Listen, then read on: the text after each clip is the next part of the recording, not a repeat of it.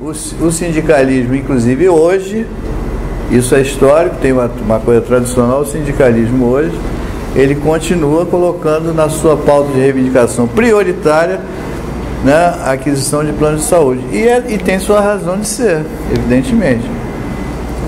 Mas na luta pela saúde pública, universal, o movimento sindical foi fundamental. O movimento sanitário que se instala a partir daqui, de 76, vou botar aqui, movimento sanitário, né? O movimento pela reforma sanitária, ele teve alguns protagonistas. Um deles foi o movimento sindical, que deu apoio para a construção do SUS. Sem isso, provavelmente a gente não tinha conseguido. Mas foi uma contradição que ainda não foi resolvida. Essa contradição, ela ainda existe. Na aula do Pedro Paulo, se vocês bem lembram, os trabalhadores aposentados, eles vão ficar sem assistência suplementar.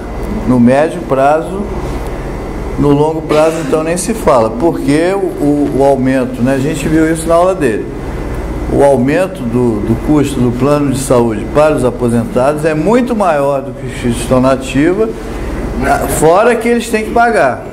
Além de ter que pagar, né, o desconto, praticamente não tem mais desconto, paga na íntegra, ainda tem um aumento diferenciado a mais. Então a gente tem, em algum momento, essa bomba vai estourar. Aliás, foi a fala do Pedro Paulo. Essa bomba vai explodir a qualquer momento. Se o movimento sindical não estiver atento a isso, vai dançar. E ainda tem o seguinte aqui, Fadel, presta só isso aqui, Santinho. Desculpa. A questão do envelhecimento da população. A nossa pirâmide, a gente está acostumado a pensar nela assim. Aqui os mais velhos, aqui os mais novos. Só que isso mudou, gente. A pirâmide populacional está com essa característica aqui, ó. O número de mais velhos aumentou muito. O número de mais novos tende a diminuir, e essa pirâmide tende a ficar invertida a partir de 2020 para lá para cima. Isso começa a tender a se inverter. Então a gente vai ter um número muito maior de idosos para lidar na população. Se você juntar isso à questão dos planos de saúde que o Fadel falou, imagina o que vai acontecer. Então, aí só para a gente tentar sistematizar aqui, nós passamos a ter, a gente pode dizer assim, dois modelos de saúde no Brasil, pré-SUS, né? Um muito focado no assistencialismo, que é um modelo médico-cêntrico típico, modelo hospitalocêntrico típico, modelo meritocrático, né? E aqui a gente inclui plano de saúde, e um modelo um pouco mais distributivo, que é o modelo dado pela saúde pública, pelo Ministério da Saúde, embora, como eu falei, o Ministério da Saúde também fizesse atenção, né, alguns grupos, tuberculosos, né, hanseníase, etc., doenças rurais, e as secretarias de saúde municipais e estaduais. Então, bom, Ministério da Saúde, secretarias estaduais de saúde, secretarias municipais de saúde. Pô, Sandu geralmente era vinculada aos municípios, né? Postos de saúde eram vinculados, hospitais de emergência eram vinculados ao Estado. Aqui, Salgado Filho, tudo hospital estadual. Souza Aguiar, hoje é municipal. Souza Aguiar era ESA, o Hospital Estadual Souza Aguiar, onde eu fui acadêmico lá. Então é isso. Aí, veja só, estes aqui não conversavam entre si também, não. Disputavam entre si, política e eleitoralmente. Por exemplo, se eu tenho um presidente aqui, um ministro da Saúde, um presidente da República, de um partido, Arena, estou falando bem lá atrás um pouquinho, né? Presidente, o ministro da Saúde é do partido do governo, Arena, e o secretário de governo do MDB antigo, né? já não dava certo. Aí o que os caras faziam? Disputavam espaço para criação e para instalação e produção e construção de equipamentos de saúde. Então você vê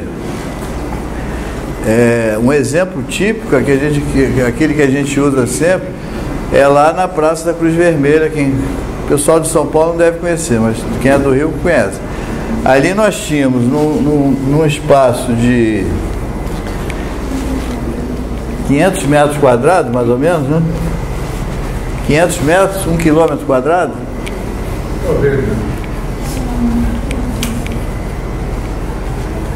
O pessoal de São Paulo que não conhece, a Praça da Cruz Vermelha fica no centro da cidade, tá? É uma praça assim, ó. Tá? Aqui tem uma rua, aqui tem outra rua. É uma praça pequena. Aqui fica o Hospital do Câncer, INCA, Instituto Nacional do Câncer. Na época era o Hospital do Câncer, não era nem INCA. Aqui atrás tinha um Hospital de Traumato-Ortopedia, hoje é INTO, Instituto Nacional de Trauma. Naquela época era HTO, Hospital de Traumato-Ortopedia. Aqui tinha uma filantrópica que é o Hospital da Cruz Vermelha, tudo assim com 50 metros, 100 metros de coisa. Nessa rua aqui tinha um hospital, mas esse era do Instituto de Aposentadoria dos Servidores do Estado, IASERJ, que foi até demolido esse hospital.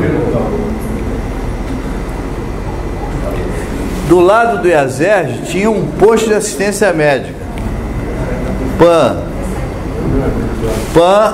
Henrique Valadares, chamava. Aqui tinha o hospital, tem ainda, o Hospital Estadual Souza Aguiar. Tem ainda o centro de saúde, né? Aqui na Rua do Resende, do lado do HTO, tinha o Centro Municipal de Saúde. Rua do Resende 128, fiz estágio lá também. Era onde eles tratavam de lepra, vacinava contra a raiva,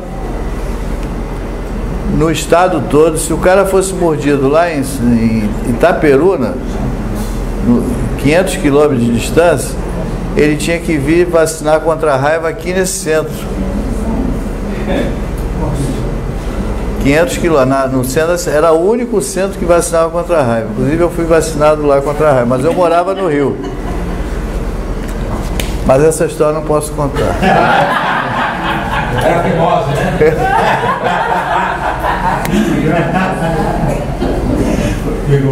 Então olha só, presta atenção nesse desenho maluco aqui. Isso aqui era do município, isso aqui era do INAMPS, HTO, isso aqui é do Ministério da Saúde, isso aqui era do Estado, isso aqui, PAN, era do município, isso aqui era do Estado, né? Deu para entender? Aí, aquele desenho que eu apaguei do Renato, maravilhoso, né? Era o seguinte, era exatamente o seguinte, assim, A, B, C, assim, ó, nenhum fala com ninguém.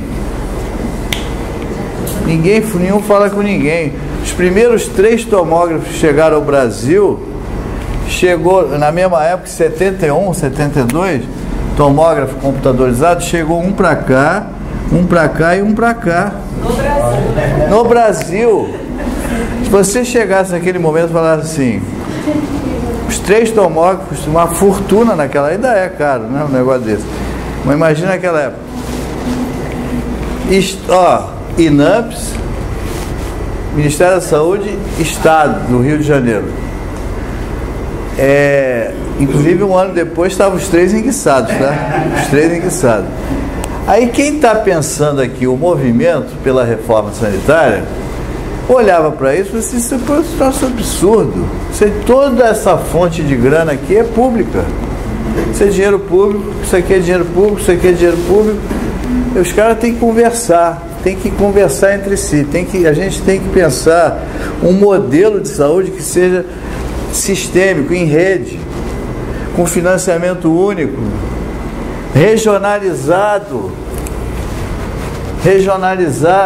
com hierarquia de ações. Por que eu vou ter 3 tomógrafos no Rio de Janeiro, não vou ter nenhum? São Paulo chegou depois, em Minas, no Amazonas. Então, essa ideia de distribuição dos recursos, das ações e serviços, ela foi se encorpando, mas não foi da cabeça de nenhum iluminado, não, foi se encorpando olhando para o modelo que a gente tinha. Então era tudo fragmentado. Filantropia também tem dinheiro público.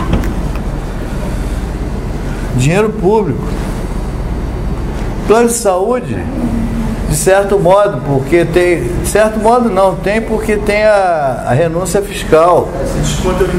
O cara paga... As empresas que fornecem plano de saúde para os sindicatos lá, elas fazem renúncia fiscal. O imposto de renda não recolhe essa grana. É dinheiro público. Então, quem está pensando, o modelo está pensando o quê? Financiamento único, certo? Então, quando a gente vê assim, Fundo Nacional de Saúde, tem uma lógica aí, não é uma invenção, né? Agora, se funciona bem, se não funciona, é uma história diferente, embora a gente saiba que funciona razoavelmente bem, né? Mas tem problemas, tem furos, claro. Mas antes era totalmente fora do controle, era caótico isso. Então esse pensamento vai sendo construído ao longo desses anos. Agora eu vou ter que apagar mesmo, senão a gente vai. E o movimento então pela reforma sanitária, em que a gente tem um dos principais pensadores, né? Claro que foi uma série de pessoas que construíram isso, mas um dos principais pensadores foi o Sérgio Aroca, que é quem dá nome à nossa escola, Escola Nacional de Saúde Pública Sérgio Aroca. E ele, junto com um monte de gente, o Ezio Cordeiro, que já citei, também foi uma pessoa importante, começam a organizar um movimento, já na época da abertura política, que se junta a outros movimentos sociais. Movimento contra a carestia, que era muito forte, inclusive em São Paulo, Zona Leste. Movimento pela reforma agrária, que infelizmente não rolou, né? Até hoje. Tinha o movimento pelas reformas do sistema educacional, também não rolou muito, mais ou menos, meia bomba. O único movimento que realmente vingou, digamos assim, claro que não passou tudo, tá? Muita coisa não passou. Inclusive tinha uma briga aqui, assistência, saúde livre, a iniciativa privada, não sei o que, tinha uma coisa que também naquele momento não dava muito para fechar o sistema, ia ser complicado. Mas pelo que a gente conhece do debate na época, né? Então, o pessoal da anistia também deu uma importância para debater. O movimento da anistia.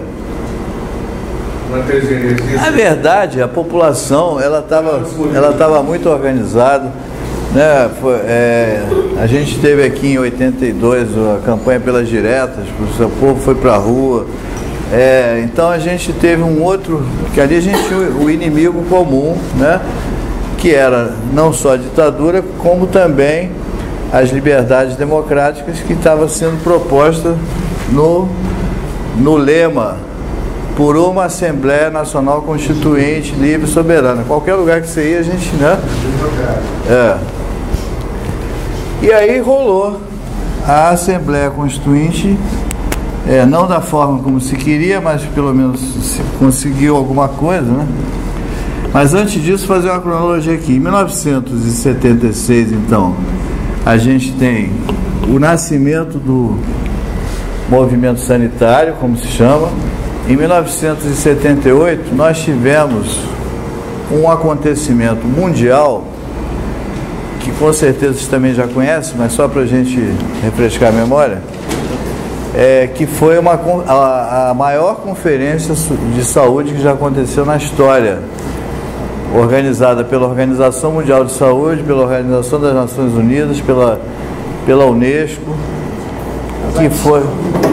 que foi a conferência de Alma-Ata na União Soviética, no Cazaquistão, num dos países da União Soviética. Conferência de Alma, esse é o nome da cidade. Alma-Ata é o nome da cidade. Essa conferência, olha a data, 78, tá vendo? Estou aqui, ó. O que essa conferência propunha? Nós estávamos, nesse momento, no auge da Guerra Fria. Tá?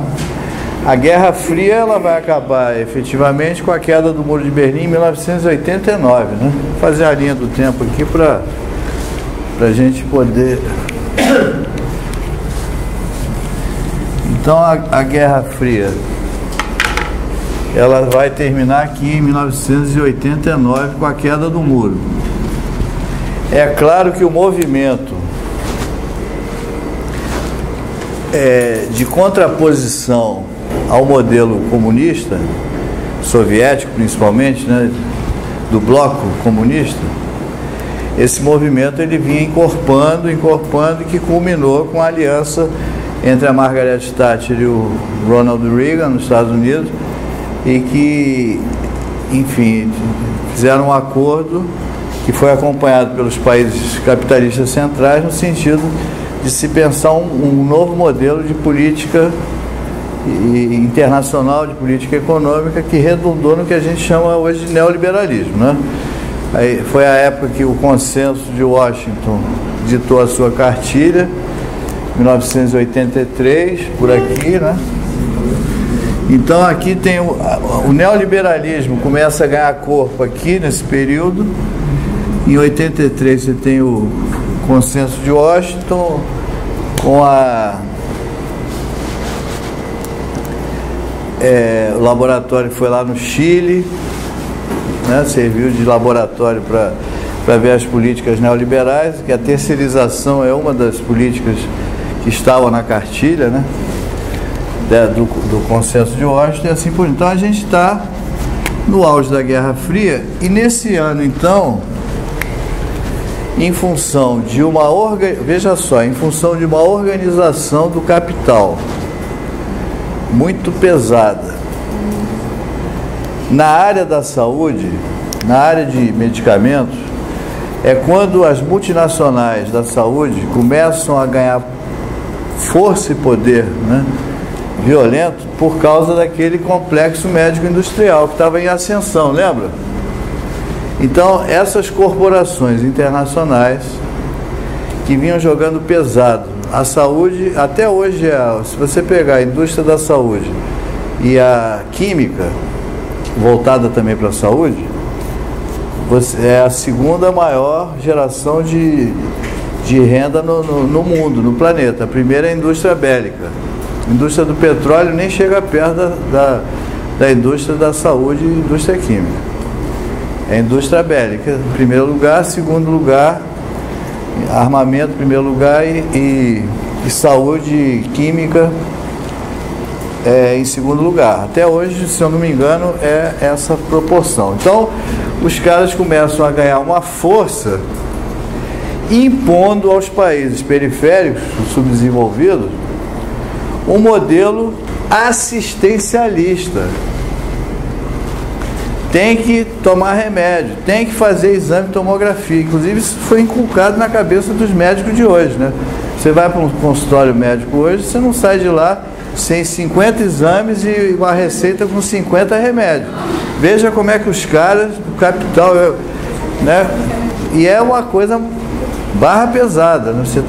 Eu era acadêmico de medicina, chegavam os laboratoristas, né, com aquela propaganda maciça, dando brinde e não sei o que, você levava a amostra grátis. O complexo médico industrial fez uma lavagem cerebral nos médicos, entendeu? E na população, porque hoje todo mundo acha que tem que fazer exame mesmo e não sei o que, e tem que tomar remédio. Infelizmente é propaganda maciça. Uma vez eu estava vendo lá, eu estava no horário plim-plim lá, vendo o Jornal Nacional, e também só vi uma vez esse anúncio. Eu fiquei pasmo. Eu vi a Philips fazer um exame, uma propaganda de tomógrafo. Sim. Porque você vê automóvel, você vê toda hora, né? Agora, tomógrafo, assim, tomógrafo computadorizado, Philips, não sei o que. Olha só o nível que os caras chegam na medicalização da saúde e tal. Mas enfim, então, com esse avassalador avanço do capitalismo na área da saúde, os países, né, as pessoas ainda preocupadas com isso, os países e a Organização Mundial de Saúde resolveu fazer essa conferência que é histórica. Olha o nome da conferência: Conferência Internacional sobre Cuidados Primários de Saúde. Para tentar dizer o seguinte, isso é uma declaração da Organização Mundial de Saúde, que os países se comprometem a levar essas medidas para os seus parlamentos e votarem legislações compatíveis com essa declaração. A declaração tem 3 páginas só, tá? Mas ele vai falar sobre, né, desigualdade no estado de saúde dos povos, entre os países desenvolvidos e em desenvolvimento. Aí vai falar das tecnologias, né, muito caras, não tem país que aguente, não tem mesmo, né? Quem é que aguenta um orçamento da saúde? Por isso que diz assim também, o orçamento da saúde, ele vai ser insuficiente sempre, se você não tiver uma mudança de modelo, porque isso não acaba, né? As coisas a tecnologia vai se renovando, cada vez mais isso tem um custo cada vez maior, depois fica mais barato quando ela fica mais popular, mas aí vem os novos, tem obsolescência programada. Enfim, então a gente tem nessa conferência um marco histórico que diz o seguinte: olha, nós precisamos, principalmente os países subdesenvolvidos, caso do Brasil naquele momento, hoje está pior, eu acho, não sei, acho que depende do prisma. E aí você, naquele momento, diz o seguinte: o modelo tem que mudar. Quer ler? Esse aqui é interessante. Olha. Os cuidados primários de saúde são cuidados essenciais à saúde baseados em métodos e tecnologias práticas, cientificamente bem fundamentadas e socialmente aceitáveis, colocadas ao alcance universal de indivíduos e famílias da comunidade, mediante sua plena participação e a um custo que a comunidade e o país possam manter em cada fase de seu desenvolvimento no espírito de autoconfiança e automedicação. Então é se contrapor ao complexo médico-industrial, ao avanço avassalador do capital na área da saúde. Então essa conferência ela foi um marco para nós também. Já conta a própria comunidade, né? A participação da comunidade, o respeito às práticas tradicionais, a benzedeira, cadê o coisa? Perguntou para a comunidade. Então, depois se quiser, perguntou. Agora está feito, né? Então é um pouco essa lógica que foi permeando o movimento sanitário, né? Quando a gente fala em cuidados primários de saúde, a gente está falando fundamentalmente no que a gente chama de atenção primária à saúde, né? Cuidados primários de saúde, atenção primária de saúde. Como é que era o modelo anterior? Só para ter uma ideia. O modelo assistencialista típico, né? O cara diabético ou hipertenso, ele vai ser acolhido pelo sistema no momento em que ele tiver algum problema visível, né? Algum problema de adoecimento instalado, digamos assim. Hipertensão, como essa tem... Eu cito essas duas porque essas duas têm um programa da saúde da família chamado Hiperdia e Hipertensão e Diabetes, que é um dos programas mais bem sucedidos que existem, né? Muito interessante. Então hoje você não tem mais aquela coisa do hipertenso esperar ter um derrame para ir para o hospital e ficar lá numa UTI. Isso pode acontecer, evidentemente, mas você tem um acompanhamento e um controle, né, preventivo, que é o cuidado primário. É a ideia do cuidado primário. Quem faz isso no SUS é a atenção primária da saúde, ou deveria fazer, mas faz. Talvez, excetuando o estado do Rio de Janeiro, os outros estados do Brasil fazem, né? Porque aqui a gente tem uma sina, né? Enfim, como vocês estão vendo aí, né? Enfim, mas aí o que acontece? A atenção primária em saúde, ela tem essa lógica do modelo. Vou fazer a pirâmide, que é outra pirâmide, tá? Aqui é a base do modelo. Quando a gente pensa um modelo centrado nos cuidados primários de saúde, o nosso modelo, ele tem uma base que é onde vai estar a maior parte da atenção à saúde. A base é ali que a população vai ser acolhida. Também se usa a expressão porta de entrada no sistema. A porta de entrada do sistema é a base do sistema, caracterizada pela atenção básica em saúde, ou atenção primária em saúde, que é corporificado pela Saúde da Família, Programa da Saúde da Família, hoje chamado Estratégia da Saúde da Família, e Programa de Agentes Comunitários de Saúde. Aliás, tinha um monte aqui no corredor agora há pouco. Programa de agentes, são mais de 300 mil agentes comunitários de saúde no Brasil. São 40 mil equipes de saúde da família no Brasil hoje. Sabe quantas equipes de saúde da família tinha antes do SUS? Quantas tinha? Sabe que antes do SUS? Nenhuma. Então, quer dizer, nenhuma equipe. Significa dizer o quê? Que o modelo mudou, ou pelo menos mudou, não como a gente gostaria, mas mudou um pouquinho.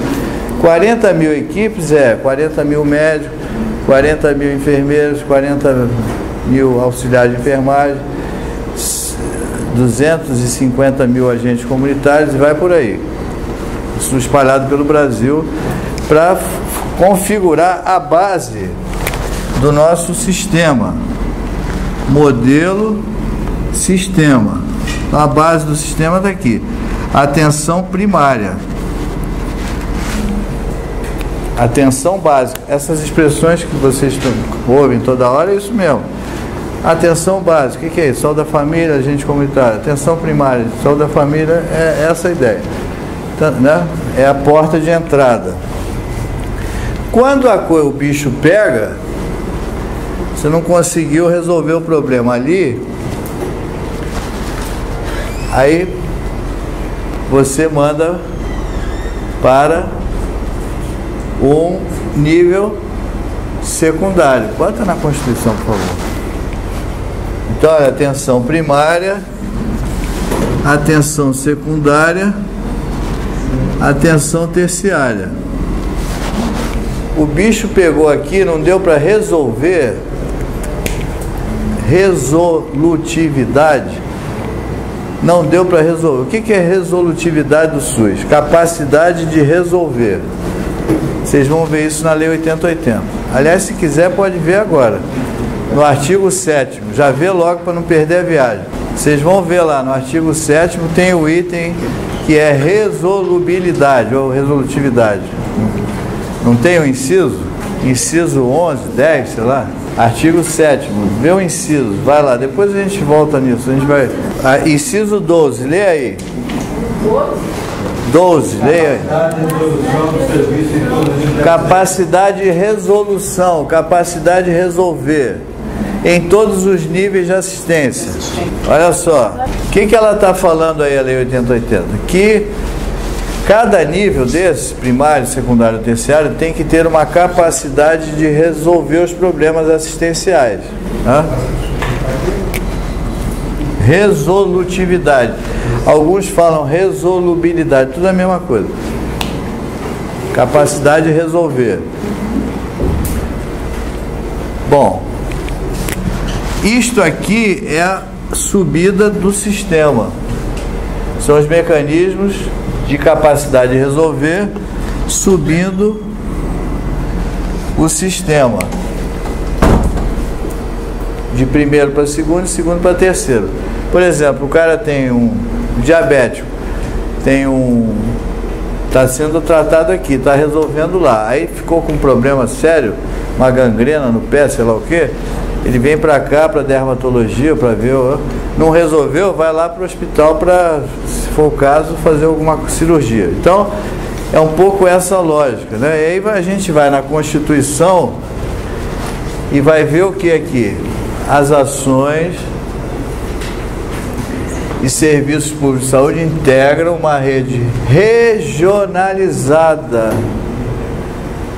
Já vimos isso, né? Os tomógrafos. E hierarquizada. Essa é a hierarquia. Hierarquia de resolução. A hierarquia que o SUS fala, rede hierarquizada, não é uma hierarquia de que o Ministério manda no Estado, o Estado manda no município, nada a ver. Não é hierarquia de exército, coronel, major, capitão, ninguém manda em ninguém. O SUS é uma instância de pactuação permanente. A gente vai ver isso na parte da tarde. As instâncias de pactuação, como é que o sistema funciona? Ele funciona por pactuação. Por que ele funciona por pactuação? Porque ele é único, ele unificou aquelas estruturas todas que estavam lá dispersas. Então, se ele unificou Estado, município, INAPS acabou, mas filantropia, sei lá o que, ele tem que pactuar isto. É obrigatória a pactuação. E aí tem uma coisa que chama a atenção logo de vocês, que a gente vai voltar a ver isso, mas o que é hierarquizado não é Ministério da Saúde, Estado, município. O que é hierarquizado? Ao sujeito da frase. São as ações e os serviços públicos de saúde. A hierarquia, aqui eu posso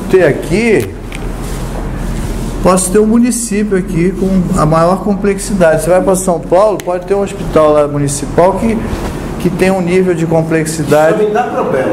Pois é, mas pode ter um nível. Tem problemas. Falei para os procuradores, passa essa porcaria para o Estado.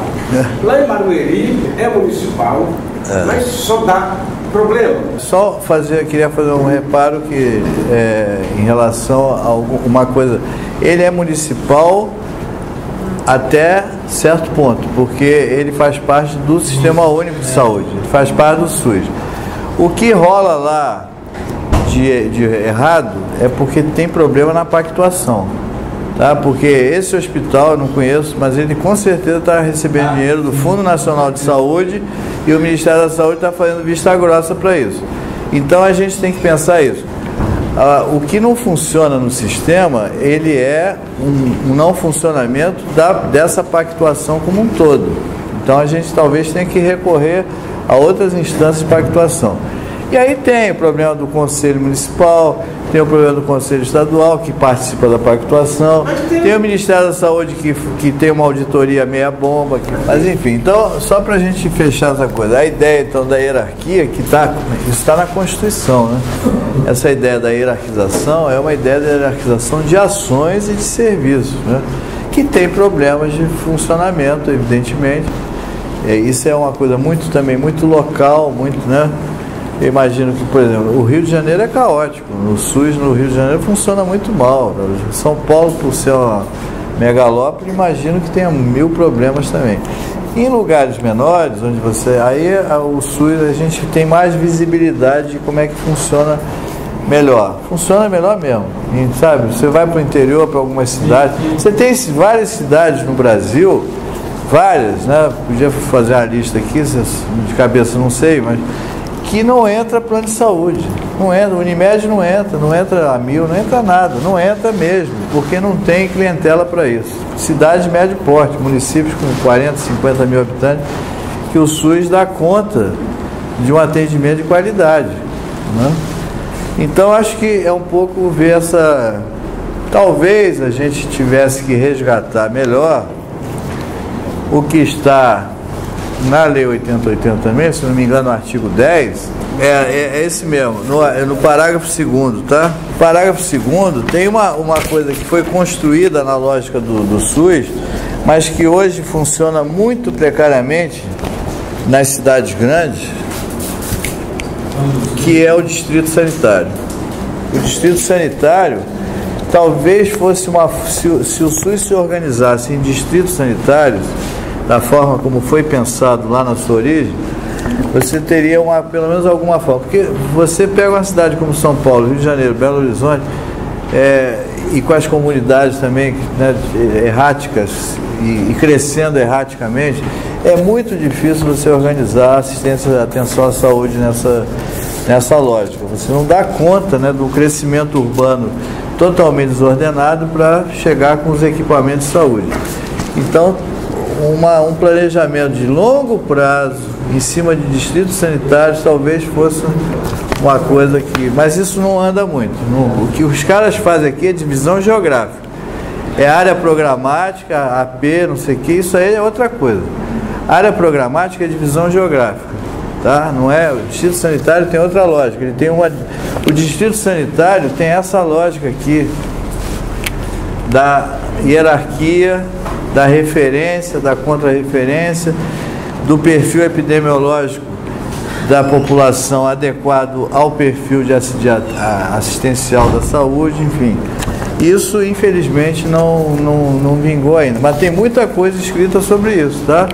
Tem muito material propondo, fazendo experiências com isso, tá? Então, fechando aqui. Aí nós temos a Alma Ata, que foi uma influência muito importante para a gente configurar o nosso modelo de sistema que está sendo pensado pelo movimento sanitário. Modelos de saúde bem organizados no mundo também serviram de inspiração para nós, principalmente três, o inglês. O modelo inglês é muito parecido com o nosso, a gente copiou assim, se inspirou, né? Porque não dá para copiar. Nós nos inspiramos muito no modelo inglês. O modelo cubano, que todo mundo sabe que Cuba tem uma assistência à saúde, atenção à saúde, né, bastante interessante e eficaz. Os indicativos, os indicadores epidemiológicos são invejáveis, né? Enfim, e principalmente na área de atenção primária também. O modelo cubano nos inspirou, e o modelo italiano, que fez uma reforma sanitária um pouquinho antes da nossa e também serviu de inspiração. Tem até um livro chamado Reforma Sanitária Brasil e Itália, de 78, olha, que é do Berlinguer. O Davi Capistrano fez o prefácio desse livro. Vocês conhecem o livro, né? Reforma, eu acho que está na internet. Foi editado pelo SEBS, tá? Se eu não me engano, você podia ver, Carolina, se está disponível na internet, tem PDF, Reforma Brasil e Itália, passar para a turma, tá? Para vocês darem uma olhada. Então, essas inspirações de modelos de saúde, elas foram incorporadas, claro, e adaptadas para a nossa realidade, né? Aí, em 79, olha só a linha do tempo aqui. Em 79, a gente tem um grande simpósio na Câmara dos Deputados, Simpósio de Saúde da Câmara dos Deputados. Foi um mega evento em que, naquele momento, os deputados, quem fez a fala principal foi o Sérgio Aroca, de simpósio, mas foi muita gente que falou lá nesse simpósio. Naquele momento eles estavam discutindo um modelo de saúde para o Brasil já. E é a primeira vez que se fala na palavra SUS, na expressão SUS, é aqui. Simpósio da Câmara dos Deputados, né? É quando o Aroca fala, precisamos de um sistema único de saúde e tal, proferido nesse simpósio. E ali já se começou a estabelecer alianças com o parlamento. alguns deputados, de alguma forma, se engajam a esse movimento sanitário, nesse simpósio, e vão ajudar muitos deputados. Inclusive, o que ele não gosta ajudou muito. Eduardo Jorge de São Paulo foi um lumiar nessa... Um baluarte. Eduardo Jorge foi talvez o principal de todos. Então, Henrique Santillo. Foi importante naquela oportunidade, Santillo, Eduardo Jorge. O Almir Gabriel, depois virou senador pelo Pará. Tinha uma mulher da Bahia, que eu esqueci o nome dela, que morreu. Era um grupo que começou a ser chamada bancada da reforma sanitária e tal.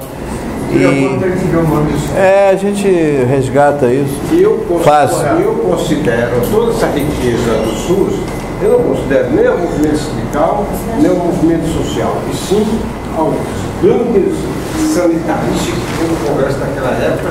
Eles foram cabeça que montaram, discutiram e passaram para o sindical e para o movimento social essa coisa fantástica que é tinha uma intelectualidade, mas... E ninguém entendeu até hoje o que é SUS. Mas a sustentação política do movimento foi fundamental, né? Sim, não, o movimento sanitário, esse movimento que sai dos SEBs aqui, esse simpósio foi muito importante e naquela época estava havendo uma crise braba, violentíssima, como sempre, né? Da assistência médica, do INAMPS, da assistência médica da Previdência. Então, nessa crise da assistência previdenciária, que já estava rolando, eles resolvem então criar um Conselho Nacional de Administração da Saúde Previdenciária, CONASP, 1982. Vou botar assim porque estou aqui. 82. CONASP, Conselho Nacional de Administração da Saúde Previdenciária. Esse CONASP, ele era composto pelos famosos cardeais da Previdência. Lembra dos cardeais da Previdência, lá dos anos 50? Os caras estavam velhinhos já, mais velhinho que você, bem velhinho mesmo. E aí, mas eles eram respeitadíssimos, né, os caras que vinham lá da época da criação do NPS, os cardeais do NPS que chamavam. E tinha os caras, e o povo lá do movimento sanitário conseguiu incluir no CONASP um secretário, tipo um secretário mesmo, né, que era do movimento sanitário, chamado Eleutério Rodrigues Neto. Esse cara, ele foi o nosso espião do movimento dentro do conselho. Morreu já, paulista, do interior de São Paulo, Eleutério Rodrigues Neto. Morreu jovem. Não, Eleutério não. Eleutério foi um dos mentores da reforma sanitária. Ele foi um grande intelectual que pensou. E o Eleutério... Capistrano também. Capistrano também. Capistrano com certeza. Capistrano é um dos mentores. Gigante. Com certeza. Não, e Davi Capistrano, Eleutério e Aroca eram tudo Eric, Rosa, o Mineiro, tinha um monte de gente. Enfim, mas o Eleutério, ele conseguiu de alguma forma, claro que não foi ele, foi um acordão que foi feito dentro do conselho e articulado com as instituições externas. Que o INAMPS, já em 82, olha que coisa interessante, que o INAMPS, que estava numa crise grave, né, de grana, porque o que o INAMPS fazia? Não sei se vocês sabem disso. O INAMPS, à medida que ele foi crescendo, o complexo médico industrial, assistência médica, aquele período meio do desenvolvimentismo, daquele período dos anos 70, ali final dos anos 70 e tal, você teve um aumento da massa trabalhadora e uma exigência maior também da atenção médica, né, evidentemente. Fora que o Brasil, naqueles anos, foi campeão mundial de acidente de trabalho. Então a exigência de... Fala isso, viu? Não sei se... Hein? Aquele livro... Sim. Está falando sobre isso. Com certeza, a gente fala. O 1970, ele foi... No nosso livro a gente fala disso, a gente conta essa história. Em 70, no ano que o Brasil foi campeão mundial, porque a Dataprev começou a divulgar os índices de acidente de trabalho em 68. A gente não sabia quantos acidentes de trabalho, isso de pessoal com carteira assinada, tá? Não sabia quantos acidentes ocorriam no Brasil. E a Organização Internacional do Trabalho, ela exigia do governo brasileiro, inclusive tinha até um lance lá com o FMI, a Fundacentro entrou nessa parada aí. O FMI exigiu que o Brasil... Por quê? Porque vinha dinheiro do Banco Mundial, do FMI, para emprestar para o Brasil no milagre econômico, e o Brasil não oferecia nenhuma contrapartida em matéria de acidente de trabalho. Uma das exigências do FMI foi a criação de um órgão que virou a Fundacentro, 66, né? Fundada em 66. Então, aí nós já estávamos na ditadura, tá? 66 cria a Fundacentro, que o Emerson é da Fundacentro, nosso coordenador aqui do curso. Então, aliás, nem deixei você falar hoje. E aí, o que acontece? Uma outra exigência era que o Brasil divulgasse os números de acidente de trabalho, porque a OIT faz um encontro anual e os países chegavam lá, tivemos tantos acidentes, aí o Brasil não tinha. A Dataprev então começa a divulgar em 68 os seus números de acidente de trabalho, e foi um negócio estarrecedor. Primeiro, em 1970, se eu não me engano, no nosso livro tem essa tabela aí. Aquele livro Só o Trabalho Direito aí, na biblioteca. Você pode pegar, por favor, Carolina, só para a gente lembrar desse número. É um número aterrador. Para uma massa de 24 milhões de segurados na época, mais ou menos, tá? Vou chutar aqui. Teve um ano que teve 1.800.000 de acidentes. Era quase um de cada 10, 12, né? De cada 13 trabalhadores, um se acidentou naquele ano. Aí, inclusive, a Dataprev depois começou a subnotificar os seus números. As empresas também. Quando o negócio veio à tona, as empresas começaram a subnotificar os números. Porque o acidente é obrigatório você emitir CAT, com ou sem afastamento, não é isso? Só que as empresas começaram a emitir só quando tinha afastamento. Eu fiz uma fiscalização numa empresa uma vez, uma siderúrgica lá em Barra Mansa. Eles tinham emitido 5 CATs no ano anterior. Isso foi em 92 mais ou menos. A siderúrgica de Barra Mansa tinha 2.000 trabalhadores. Eles tinham emitido 5 CATs no ano anterior. Eu estava como fiscal, né? Aí eu fui lá no serviço médico e o cara liberou, meio ingenuamente, né? Liberou a estatística interna deles. Tinha tido 2.050 acidentes de trabalho no ano anterior. Acidente rápido, curto, né? Rasgou o dedo, cortou não sei o que, deu uma porrada, bateu não sei o que, o outro. Então a subnotificação é uma coisa enorme, é da ordem de 400 vezes, entendeu? Sem falar em doença. Mais de 90%. Bom, aí a Dataprev, então, ela, quando divulga isso, aquilo foi um escândalo. E a ditadura, então, ela ficou muito incomodada, porque o povo lá da Europa, exilado, já, olha só, 1970, já tinha os exilados. Quando eles souberam daquilo, teve um grupo que foi na OIT e panfletou Brasil, campeão mundial de futebol e campeão mundial de acidente de trabalho. Panfletaram lá em Genebra. os exilados, né? Cara, aquilo incomodou tanto a ditadura que eles resolveram criar um grupo de estudo em 71, por aí, 72, para modificar a CLT e o capítulo 5 do título 2. É daí que surge, ainda na ditadura, as normas regulamentadoras. A Lei 6437, que aqui é a tabela dos acidentes, só para vocês terem uma ideia. Foi em 75, né? Em 70, que é o ano que eu estou falando, olha só, o número de trabalhadores segurados, né, registrado naquele ano foi 7.200.000 em 70. Número de acidentes de trabalho, 1.220.000, foi um para cada 6 trabalhadores no Brasil. Foi esse o escândalo. Depois, em 78,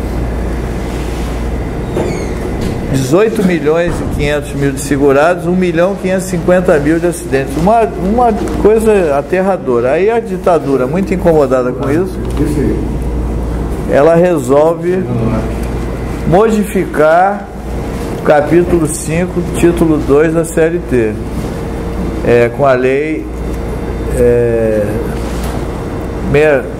eu falei... Não, 6.514.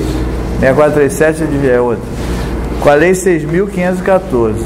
Que está lá, a lei 6.514, né, de dezembro, não lembro o dia, dezembro de 77. Altera o capítulo 5 do título 2 da CLT, da segurança e da medicina do trabalho. Está lá. E aí, o que a 6.514 fala? Ela coloca que serão regulamentados, esse capítulo 5, título 2, que é da segurança e medicina, serão regulamentados, né, detalhadamente. Aí é criada, então, a portaria 3.214, em 78. Já estava pronta. Porque 6 meses depois nasce a portaria 3.214, são as NRs, as normas regulamentadoras. Isso foi feito durante a ditadura em virtude desse incômodo causado pelo Brasil. Não era só incômodo, o FMI fazia exigências em relação a isso. Liberação de empréstimo, né, cláusulas de contrapartida, né, diminuição do número de acidentes de trabalho. Você vê, a gente precisa ser monitorado pelo FMI para diminuir, né, para cuidar melhor dos nossos trabalhadores. É mole isso? Enfim. Mas aí, para fechar, que eu já derivei um pouco, eu queria falar do CONASP. O que o Eleutério fez lá dentro do CONASP? Junto, claro, ele era o nosso porta-voz ali dentro, né, o espião da coisa. Ele propôs que o INAMPS, é que eu ia falar antes, porque o INAMPS ele precisava comprar serviços para dar conta da sua demanda de atenção, de assistência médica, né? Instituto Nacional de Assistência Médica da Previdência. E aí foi o milagre da multiplicação dos pães, né? Chamou o setor privado da saúde, da medicina, e resolveu financiar a fundo perdido a construção de hospitais e ambulatórios pelo Brasil afora. Financiava o setor privado. E essas pessoas que vinham do setor privado da saúde eram todos ligados a deputados, porque tinha o tráfico de influência violento. Antônio deve ter visto isso. Deputados que chegavam lá no presidente do INAMP: presidente, tem um médico aqui que quer fazer um hospital lá em, né, São João das Couves, não sei aonde. Pois não. Aí era um balcão, financiava os hospitais e depois comprava serviço daqueles hospitais que eles tinham financiado. Aí chegou aqui, isso antes, né? Chegou em 82, quebrou. Ninguém aguentava aquilo. Quebrou.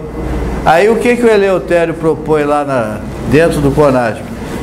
Que o INAMPS passasse a financiar o setor público. Pega a Secretaria de Saúde, que tem seus postos de saúde, os ambulatórios públicos, o Sandu, o não sei o que, financia esses caras para eles fazerem atendimento para os trabalhadores também. Daí nasce uma coisa chamada Ações Integradas de Saúde. Esse é o embrião do SUS. As Ações Integradas de Saúde nascem do CONASP. E aí tem o dedo do Eleutério, do Aroca, do Davi Capistrano, tá todo mundo tem a digital lá dentro. O Ezio Cordeiro, com certeza. Todos têm o dedo lá dentro. Essas Ações Integradas da Saúde, elas foram um embrião de juntar previdência com saúde, aquelas duas linhas, assistência com atenção, setor público, setor previdenciário. Previdenciário também é público, mas é de outra ordem, é contributivo, outro é distributivo. Então juntou o contributivo com o distributivo. Essas Ações Integradas de Saúde, elas foram sendo pouco a pouco implementadas. Nisso a gente chega no fim aqui do regime, né? Chegamos em 85, continuava as AIS. Em 86 nós temos uma grande conferência nacional de saúde, que foi a 8ª Conferência Nacional de Saúde. Essa conferência foi um marco também, porque foi ela que deu a regra do jogo. O carteado foi dado pela 8ª Conferência Nacional de Saúde. E aí, olha só, essa 8ª conferência, ela foi histórica, porque dela sai uma Comissão Nacional da Reforma Sanitária. Então, olha só, aqui 82, Ações Integradas de Saúde, CONASP, né? Que é a crise da Previdência e tal. Aí, 86, a 8ª, né? 8ª. 87, janeiro de 87, o Sarney convoca a Constituinte. Janeiro. Essa aqui foi em março.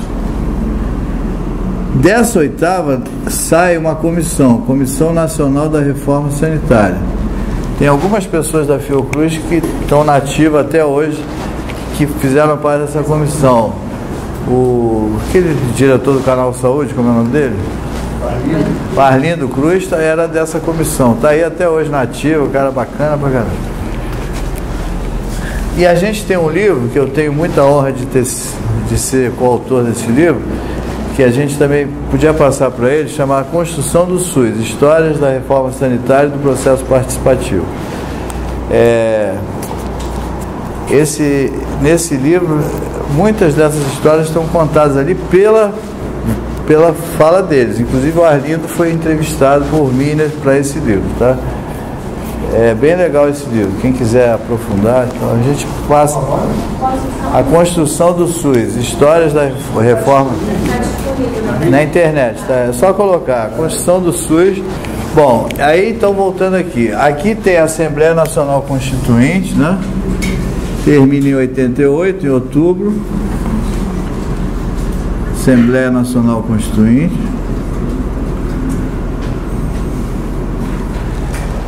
Essa comissão, então, que veio da 8ª, trazendo todo o ideário, aí ela faz a assessoria da Comissão de Saúde da Câmara no processo constituinte. Olha que legal. Então a gente já tinha lá no parlamento, já tinha uma aliança com os setores progressistas, mas tinha muita porrada dos setores conservadores. O cara que encarnou a proposta anti-SUS foi o Roberto Jefferson, foi o cara que mais encarnou assim. Vocês conhecem o Roberto Jefferson, né? Na verdade, a edição do Ministério da Saúde vocês encontram na internet. Bom, então as Ações Integradas de Saúde, elas foram o embrião do SUS, mas era preciso dar um pouco mais de consistência. Aqui em 86, uma pessoa do movimento sanitário, que eu já falei dela, o Ezio Cordeiro, assume a presidência do INAMPS e ele pega as ações integradas de saúde. Isso foi uma abolação do Temporão. Vocês conhecem o Temporão? Que é nosso aqui da Fiocruz. Foi ministro da saúde. Mas aí o Temporão foi o mentor. Isso eu acompanhei porque foi quando eu entrei para o INAMPS, lá na direção geral. Eu acompanhei um pouco isso.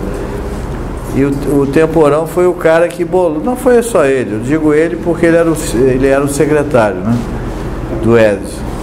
Secretário de, não lembro, planejamento do INAMPS. E ele pegou as ações integradas de saúde e transformou no que seria o SUS. Por quê? Qual era a alegação? Olha, a gente vai ter aqui um processo de construção do SUS muito conflitivo, então vamos garantir isso, manter esses convênios com o INAMPS para garantir, e os prefeitos e governadores começarem a receber grana da Previdência para poder se animar e defender lá no parlamento também. Aí eles criaram o chamado SUDES. O SUDES já era o prenúncio do SUS, Sistemas Unificados e Descentralizados de Saúde. Se vocês pegarem a Lei 8080, no artigo 50, dá uma lida aí no artigo 50 da Lei 8080. Lê aí, Ana, bem alto. Artigo 50. Os convênios entre a União, os Estados e os municípios, celebrados para a implantação dos sistemas unificados e descentralizados de saúde. Está vendo? SUDES, S-U-D-S. Ficarão rescindidos à proporção que o seu objeto for sendo absorvido pelo Sistema Único de Saúde, SUS. Então foi uma jogada de malandragem, né, para a gente garantir no processo constituinte que o SUS fosse, né, tivesse na crise da onda. Então você tinha as AIS, depois o SUS, e aí finalmente chegamos no SUS. E aí chegamos na Constituição.